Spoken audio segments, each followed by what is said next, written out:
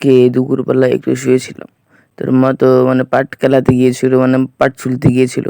তো বাড়িতে এসে মা স্নান দান করলো, ওদিকে আমি ডগুসকে দুটো বিস্কুট দিয়েছিলাম। তোর মা আমার জন্য বালতিতে করে জল আনলো। তারপরে সেই জল দিয়ে আমি একটু চোখ মুখটা আগে ধুয়ে নিলাম, একটু ফ্রেশ যাতে লাগে। তারপর মাকে বললাম যে একটু খিদে পেয়েছে, কিছু রান্না করে দাও আমার জন্য। তারপরে রান্না বলতে তার আগে মা বললো তার আগে গরম জল দিয়ে গার্গিল করে নে, ভালো হবে। ডাক্তারও বলেছে দিনে 4-5 বার করে গার্গিল করতে গরম জল দিয়ে, তাহলে ব্যথাটা একটু কমবে। হালকা হালকা ব্যথা এখনও আছেই।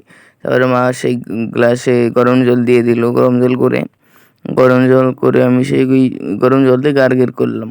মানে ভালোই ব্যথা হচ্ছে বন্ধুরা, ওই নিচের মানে দাঁতের নিচের পাটিতে মাংসতে আর কি মাংস বেরিয়েছে, নাকি আকিল দাঁত না, ডাক্তার এটাই বললো, এটাই হয়েছে।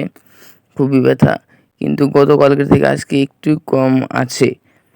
তো যাই হোক, এদিকে আমি গার্গিল করছিলাম, অনেক সময় ধরেই করছিলাম। ডাক্তার 4-5 বার করতে বলেছে। ওইদিকে মা আবার বললো তাহলে আমি তো ভাত খেতে পারবো না। ওইদিকে তার পাতলা করে সুজি রান্না করেছে, পাতলা একদম নরম। তো তাই দুপুরে মানে সকালে ভাত মানে খেয়েছিলাম, অল্প ভাত খেয়েছিলাম। তারপরে এখন আবার সেই দুপুরের দিকে আমি ওই সুজি খাচ্ছি, মা অল্প করে রান্না করে দিল।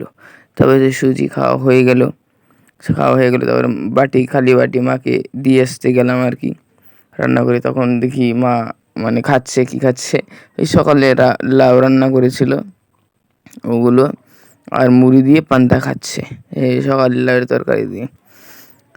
তো যাই হোক বন্ধুরা, তারপর আমি যখন রান্নাঘর থেকে বেরিয়ে আসবো তখন দেখছিলাম একটা পাখি চলে আসছে আমাদের মানে দুয়ারে।